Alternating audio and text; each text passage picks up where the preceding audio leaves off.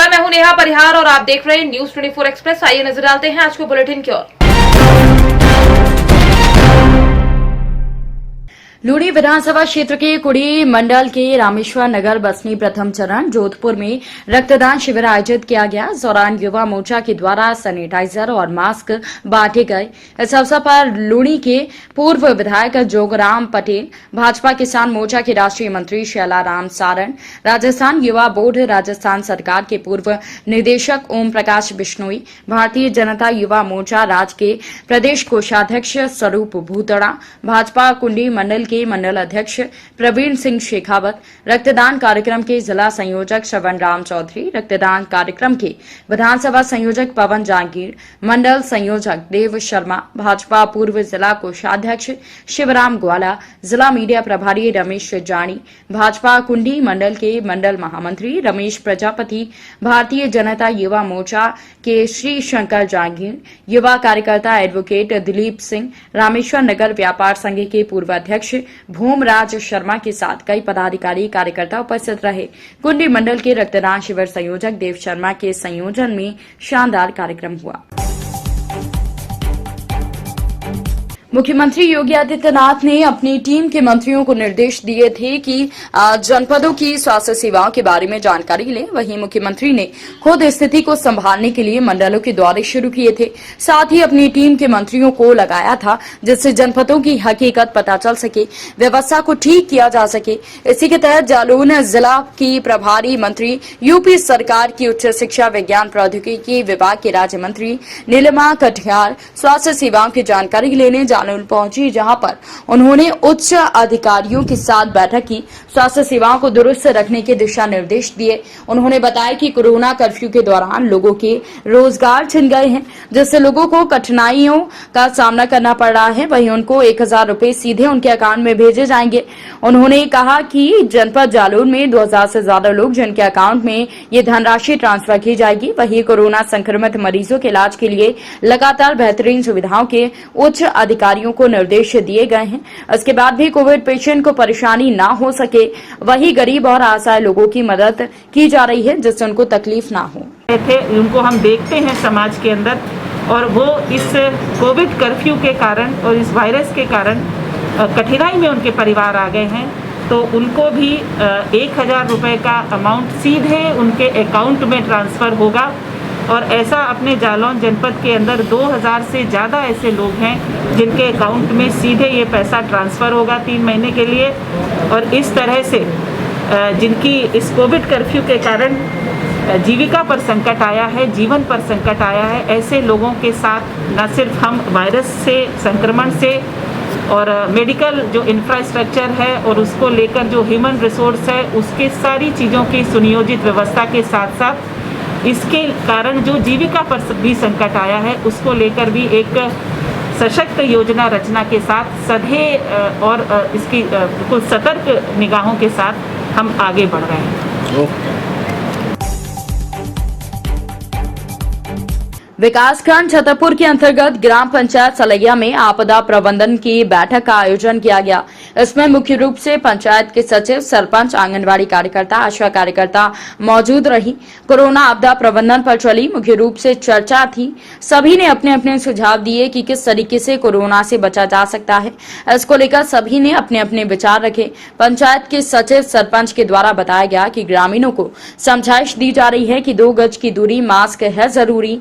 आपदा प्रबंधन की बैठक में सामाजिक कार्यकर्ता आनंद कुमार नायक भी मुख्य रूप से उपस्थित थे। आज प्रधानमंत्री नरेंद्र मोदी के नेतृत्व में मोदी की सरकार के सफलतम 7 वर्ष पूर्ण होने के अवसर पर भाजपा पार्टी मंडल गंगरार के द्वारा कोरोना काल में अपनी जान जोखिम में डालकर अनवरत अपनी सेवाएं दे रहे स्वास्थ्यकर्मी, पुलिसकर्मी, सफाई कर्मियों का उपरना उड़ाकर पुष्प वर्षा कर अभिनंदन किया गया। इस अवसर पर गंगरार भाजपा मंडल अध्यक्ष ज्योतिष पुरोहित, भाजपा मंडल महामंत्री भूपेंद्र सालवी, सेवा ही संगठन अभियान के मंडल संयोजक महावीर शर्मा के साथ कई भाजपा कार्यकर्ता उपस्थित थे। जबलपुर जिला कांग्रेस कमेटी के महामंत्री मनोज नामदेव ने बताया कि मुख्यमंत्री शिवराज सिंह चौहान का गरीब जनता के प्रति धोखा दिया जा रहा है। पिछले दिवस से आपदा खाद्यान्न अस्थायी पात्रता पर्ची पोर्टल बंद कर दिया गया है। इसके तहत काफी लोग और गरीबों को खाद्यान्न से वंचित होना पड़ रहा है। मनोज नामदेव ने घर घर जाकर लोगों से फॉर्म भरवाए हैं और सभी जरूरी दस्तावेज कागजात नगर निगम में जनहित के लिए जमा करवाया, लेकिन किसी को भी पात्रता पर्ची का लाभ न मिलना मध्य प्रदेश शासन की नीयत को दर्शाता है, क्योंकि मनोज नामदेव पिछले कई वर्षों से अपने क्षेत्र अपितु पूरे जबलपुर में जनसेवा के रूप में विख्यात हैं। उन्होंने नगर निगम कमिश्नर से मिलकर ये समस्या को रखा और जल्द से जल्द इसके निदान करने का आग्रह किया। शासन द्वारा स्थायी पर्ची पात्रता वाली जो वितरण की जा रही है, इसके बारे में क्या बोलेंगे आप? मैं इस विषय में ये बताना चाहता हूँ, क्योंकि देश और प्रदेश और हर राज्यों में जिस तरीके से कोरोना महामारी में हर तबके के लोग, गरीब तबके के लोग पिस रहे हैं। क्यों? क्योंकि लॉकडाउन में लोगों को 3-3 माह घर के अंदर कर दिया। रोजगार बंद, व्यापार बंद, मजदूरी बंद, रिक्शा चालक, ठेला बंद। हर प्रकार से आदमी घर के अंदर रहकर अपनी जान को सुरक्षा रखने की दृष्टि से वो अनाज से लेकर हर चीज से पीड़ित हो गया। उनके जेब खाली हो गए गरीबों के। और सरकार एक तरफी से कह रही है कि प्रधानमंत्री दामोदर प्रसाद जी मोदी भारतीय जनता पार्टी और मध्य प्रदेश के शिवराज जी भारतीय जनता पार्टी के मुख्यमंत्री जिस प्रकार जुमलेबाजी कर रहे हैं, गुमराह में डालते हैं जनता को। शाजापुर में क्या बात कही है कहने वाले ने कि भूख से बड़ा मजहब और रोटी से बड़ा ईश्वर, कोई हो तो मुझे बता देना, मुझे भी धर्म बदलना है। वर्तमान समय में इस मानव त्रासदी कोरोना की हम बात कर रहे हैं, उस यूनियन संघ की जो अपने हक अधिकार के लिए पैरवी करने में पीछे नहीं हटता है, जैसे हम वकील कहते हैं। यह अभिभाषक हेल्प ग्रुप जो प्रतिदिन 100 से अधिक भोजन पैकेट बांटते हैं। शाजापुर अभिभाषक संघ के द्वारा 1 माह से अधिक समय से निःशुल्क भोजन बांटा जा रहा है। डॉक्टर भीमराव अंबेडकर शासकीय जिला अस्पताल शाजापुर ट्रॉमा सेंटर में शाजापुर अभिभाषक संघ के वकीलों के द्वारा रोजाना भोजन के 100 पैकेट के अधिक वितरण किए जा रहे हैं, जिससे उनके मरीजों और उनके साथ आने वाले परिजनों को निःशुल्क भोजन बांटा जा रहा है। उस ग्रुप में जो अभिभाषक संघ शाजापुर के नाम से है, जिसका संचालन अभिभाषक एजाजुद्दीन मेव के द्वारा किया जा रहा है। मेव ने वर्तमान परिदृश्य को ध्यान में रखते हुए कहा कि जिंदगी है कि गुजरती जा रही है, इंसान है कि जीने का सामान जुटा रहा है, लेकिन अन्य 2 चीजों की आवश्यकता बहुत जरूरी है। पहला कि उपचार, दूसरा भोजन रोटी समय पर मिल जाए तो इस कोरोना कर्फ्यू में जिया जा सकता है। शाजापुर में भोजन और उपचार दोनों समय पर मिल रहा है। उक्त ग्रुप में अभिभाषकों के साथ अन्य समाज सेवी भी अपना योगदान दे रहे हैं। इनका एकमात्र उद्देश्य है भूखा न रहे कोई, अपना साकार हो रहा सपना की तर्ज पर निरंतर जारी है।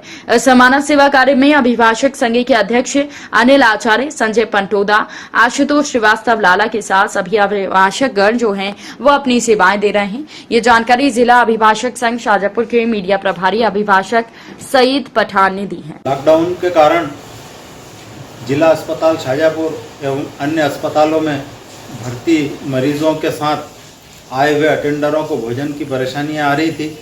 दुकानें सब बंद थी।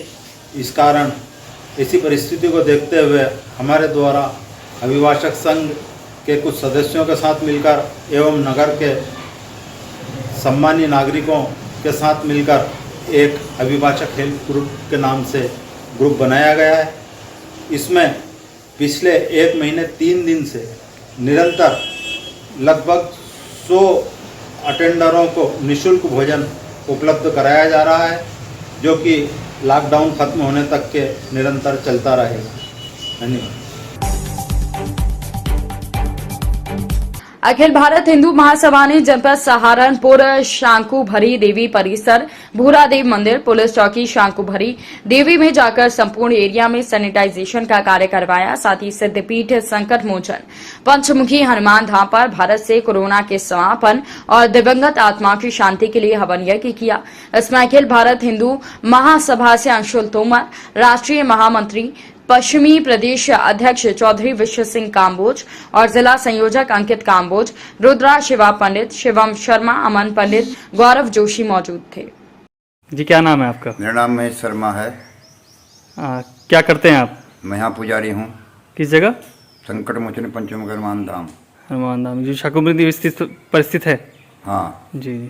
क्या क्या किया, कार्य किया इन लड़कों ने आज? ये बच्चों ने आने के यहाँ से आज यज्ञ करा है बड़े धूमधाम से हिंदू महासभा से। क्या क्या इन्होंने क्या क्या अपनी प्रार्थना की इसमें? प्रार्थना कोरोना की वजह से भगवान जी कोरोना की वजह से ऐसे संकट को टाल के रखें जी। जो महान आत्मा भगवान को प्रिय होगी उनकी आत्मा को शांति मिले।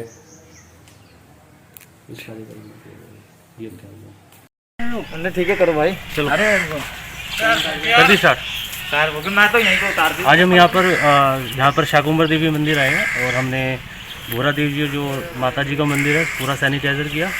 साथ ही ये जवालापुर मंदिर है इस पर भी हमने सैनिटाइज़र किया और पुलिस चौकी वगैरह की है। और ये कोरोना जल्द से जल्द हमारे जो भारत देश है इसमें से जल्दी से जल्द ये गायब हो। साथ ही पूरे विश्व में कोरोना ने आफत उतार रखी है, ये जल्द से जल्द बंद हो, ईश्वर से यही कामना की है। और साथ ही यज्ञ का आयोजन किया गया है जिसमें जो महान आत्माएं जिन्होंने कोरोना में अपने प्राण त्याग दिए हैं उनकी आत्मा की शांति के लिए हवन किया गया है। जिसमें हमारे सभी कार्यकर्ता अमन शर्मा, शिवम शर्मा, अंकित काम्बोज, रुद्र शिवा पंडित और साथ ही हमारे गौरव शास्त्री जी सभी हमारे साथ मौजूद रहे।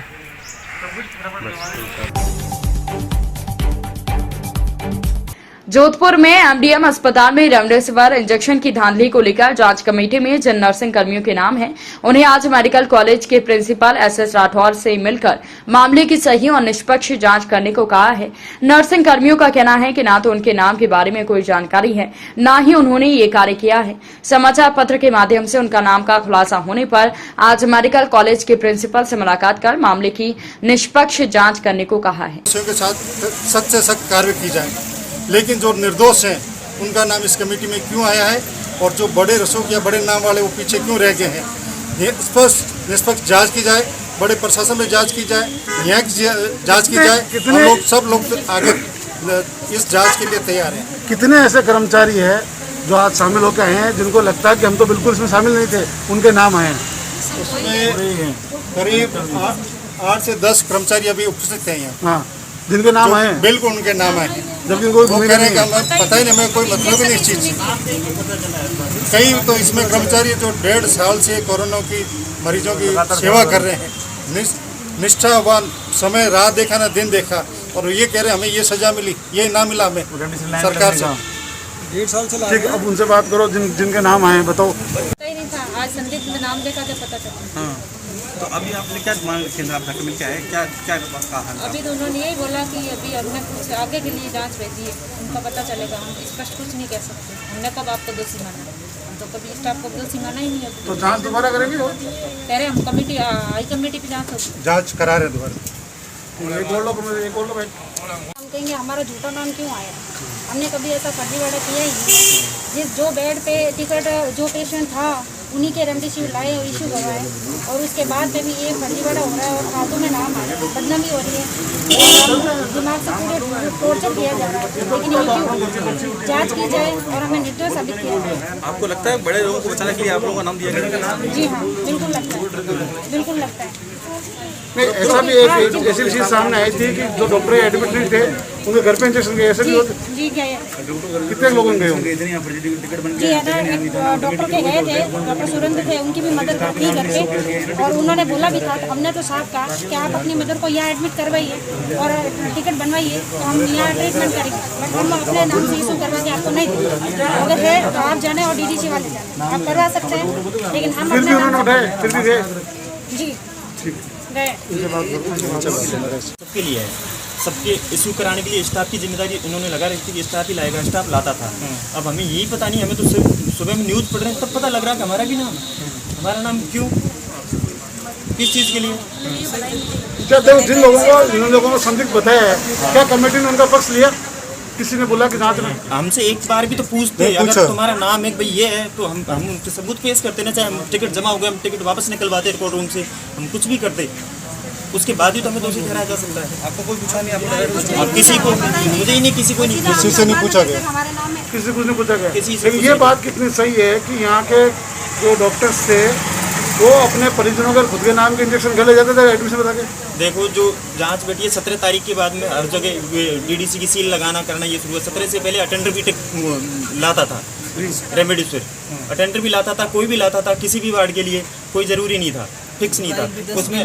और आगे अब स्टाफ का नाम, अब हाँ मैं अगर रेमडेसिविर उठा रहा हूँ और मेरा और कोई दूसरा है, वो अगर मेरा नाम लिख के जा रहा है भाई दीवे, तो मुझे तो पता ही नहीं ना, पहले मेरे सामने दिखाओ तो सही वो, जिससे मुझे पता चले। ऐसा कुछ नहीं हुआ? कुछ नहीं, हमें तो सिर्फ अखबार में न्यूज़ पढ़ी है। क्या शुभ नाम आपका? नरेश। नरेश, ठीक है, ओके। इनके नाम आए वो दोषी हैं? नहीं, अभी कमेटी ने कहीं नहीं लिखा कि ये दोषी है। रादर उन्होंने ये कहा कि ये कहना, पता लगाना उनके लिए बहुत मुश्किल है कि कौन दोषी है कौन नहीं दोषी है। उन्होंने एक जांच ये की है कि एक डीडीसी से कुछ इंजेक्शन इशू हुए और वार्ड तक नहीं पहुँचे। हो सकता है वो मरीज चले गए हो, अभी हो सकता है वार्ड में भी नहीं हो, विस्तृत जांच वो नहीं कर पाएगा। काफ़ी समय भी लिया, उन्होंने अपनी तरफ से पूरी कोशिश की और कमेटी ने ये रिकमेंड किया है कि वो न तो हस्ताक्षर पहचानते हैं, न वो ये बता सकते हैं कि ये हस्ताक्षर उसने किए या नहीं किए। उन्होंने जांच जो की इस बेसिस पे की कि ये डीडीसी पे इंजेक्शन थे, जिसने इशू कराया उसका नाम या हस्ताक्षर थे और ये इंजेक्शन नहीं लगे। ये एक मोटा मोटी जाँच की और उन्होंने साफ लिखा है कि ये कमेटी के लिए कहना मुश्किल है, इसलिए इसी उच्च स्तरीय जाँच कराया जाए। मैंने इसका संज्ञान लिया है, मैं डायरेक्टर साहब से भी बात करूँगा कि इसके खिलाफ कुछ भी एक्शन लेने से पहले एक उच्च स्तरीय जांच जयपुर से टीम भेजें, जिसमें कोई प्रशासनिक अधिकारी भी हो, ताकि इसकी बेहतरीन ढंग से जांच कर जाए। मैंने प्रिंसिपल साहब से भी निर्देश मांगे हैं कि इसके पूरा तह तक पहुंचने के लिए क्या कार्रवाई की जाए। अगर रेमडेसिविर इंजेक्शन नहीं लगे किसी को तो ये बहुत गलत घृणित कार्य है, उसको सज़ा मिलनी चाहिए। लेकिन मैं ये भी चाहूँगा कि किसी निर्दोष इसमें नहीं फंसे, चाहे वो डॉक्टर हो, नर्सिंग हो, फार्मासिस्ट हो या कोई भी हो, कोई भी नहीं चाहेगा किसी निर्दोष को सज़ा मिले और दोषी छूट। तो सर ये पूरी की पूरी जांच जो है नर्सिंग कर्मियों पर हुई है, कोई फार्मासिस्ट, डॉक्टर, सीएमओ किसी के बारे में कोई चीज़ सामने नहीं आई? क्योंकि बिना सीएमओ के तो साइन ही नहीं उठता, नहीं इंजेक्शन। वो यही तो कह रहा है, हम किसी के साइन नहीं पहुँचते। उन्होंने ये लिखा है कि ये इंजेक्शन यहाँ से इशू है और वहाँ पहुँचे, इसमें जाँच की और ये कम पाए गए। उन्होंने तो शायद ये पूरे टिकट भी नहीं देख पाए। इसीलिए मैं चाहता हूँ कि प्रशासनिक अधिकारी, मैंने लिखा है, अभी मैं पोस्ट भी कर दूंगा जयपुर में, मैंने कलेक्टर साहब को भी लिखा है, कॉपी दी है, कमिश्नर साहब को लिखी है और सचिवालय भी भेज रहा हूँ कि किसी प्रशासनिक अधिकारी से जांच करी जाए ताकि मालूम चले। इसमें सभी के फिर बयान भी हो सकता है उसमें काफ़ी। क्योंकि एक बात शुरुआत में सामने आई थी, आपने बताया था कि फेक एडमिशन होने की जानकारी सामने आ रही थी, तो क्या कमेटी ने फेक एडमिशन चेक किए कुछ अभी नहीं? वो यही कह रहे हैं कि वो जो एडमिशन के टिकट वहाँ नहीं पाए गए। मुझे अभी कुछ नर्सिंग कर्मी मिला, उनका हो सकता है वो रिकॉर्ड रूम में चले गए, हो सकता है अभी वो इनकम्प्लीट पड़े हों, ये वो शायद जांच नहीं कर पाए, इसीलिए उनका पुनः जांच की। सादुलपुर में कोरोना महामारी को लेकर विधायक कृष्णा पुनिया अपने विधानसभा क्षेत्र के पूरी तरह से एक्टिव नजर आ रही हैं। महामारी को लेकर किसी भी प्रकार की समस्या ना हो, इसके लिए वो दिन रात अपने कार्यकर्ताओं के साथ अपने क्षेत्र की जनता के लिए मेहनत कर रही हैं। विधायक कृष्णा पुनिया आज अपने क्षेत्र में लोगों को मास्क और सैनिटाइजर बांटे और अपने कार्यकर्ताओं के साथ मिलकर एक टास्क फोर्स बना रखी है। उनके द्वारा भामाशाहों के सहयोग से कोरोना पीड़ित संक्रमितों की मदद की जा रही है। आज वही विधायक कृष्णा पुनिया को नगर पालिका के सफाई कर्मचारियों ने कोरोना पीड़ित व्यक्ति की मदद के लिए 85,000 रुपए का सहयोग किया। विधायक कृष्णा पुनिया ने भामाशाह के सहयोग से 3 लाख रुपए की सामग्री ग्रामीण क्षेत्रों में वितरित की। ऑक्सीजन प्लांट की नींव रखी है। 3 तारीख को ये चालू हो जाएगा। बेंगलोर से मशीनरी सारी रवाना हो गई, 2 दिन हो गए। इसके सीईओ सत्यनारायण गुप्ता जी से हमारी बात हुई, उन्होंने कहा कि ये 7 तारीख तक रनिंग में आ जाएगा। 3 तारीख को इसको स्टेबल कर दिया जाएगा और 70-80 लाख रुपए का वो बता रहे थे लगभग इसकी लागत है। CSR फंड से माननीय विधायक महोदय कृष्णा जी पुनिया और आदरणीय मुख्यमंत्री अशोक गहलोत जी के प्रयासों से ये लग रहा है। लगभग 70-80 लाख रुपए की लागत इसमें आई बताई। इसके साथ साथ विधायक जी ने 5 लाख रुपए विधायक कोष से, इसकी जो पाइपिंग है ऑक्सीजन की वो विधायक कोष से 5 लाख रुपए लगेंगे। साथ ही नगर पालिका ने जो सेटअप तैयार किया है, इसका फाउंडेशन, ऊपर का टिन शेड और जितने भी जो लागत आएगी वो नगर पालिका वहन करेगी। Thank you. पंचमहाल जिले कालोल तालुका के एराल गांव में डिग्री बगैर दवाखाना चला के एलोपैथिक प्रैक्टिस करने वाले पश्चिम बंगाल के 2 डॉक्टर को एसओजी पुलिस ने गिरफ्तार किया है। पंचमहाल के कालोल तालुके के एराल गांव के बोगास सर्टिफिकेट एलोपैथिक प्रैक्टिस करने वाले 2 पश्चिम बंगाल के रहने वाले और एराल गांव में 2 अलग अलग स्थल पर पश्चिम बंगाल के 2 डॉक्टर बिना डिग्री बगैर ही लगातार एलोपैथिक दवाखाना चला रहे थे। ऐसी हकीकत मिलने के बाद कालोल तालुका के हेल्थ ऑफिसर मिनेश वी दोषी और उनकी टीम के साथ एसओजी पुलिस ने रेड कर क्लिनिक चला रहे दोनों डॉक्टर्स को गिरफ्तार किया। इनमें दोनों डॉक्टर उज्जवल निर्मल नाडू हल्दर और सनंदू सुकरलाल हल्दर के पास से 65 प्रकार की एलोपैथिक दवा जिनकी कीमत करीब 96,961 रुपए बरामद की गई है। इसके बाद दोनों डॉक्टर्स को गिरफ्तार किया है। आज के बुलेटिन में फिलहाल इतना ही। बने रहिए न्यूज़ 24 एक्सप्रेस के साथ। नमस्कार।